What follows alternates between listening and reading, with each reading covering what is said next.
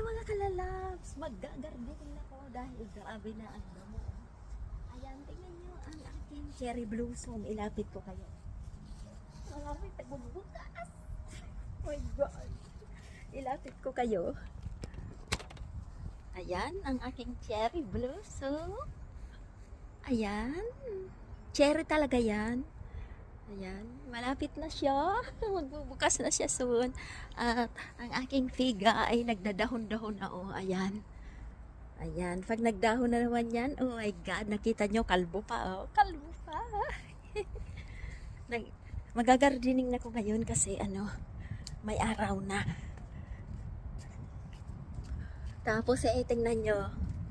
Dati kalbo to, di ba? Na yung aking hazelnuts. Ayan. Ayan, yung aking nuts. Tapos tingnan nyo, oh. May dahon na rin ang aking pambuwas dyan. Oh my God, spring na. Kaya lang wala na si Titi kung nandito lang si Margo eh. Nagtatatakbo din yan dito sa garden pag ako'y nag-gardening. Oh, hindi. So guys, thanks you so much for watching at mag-garden na si Lola. Bye!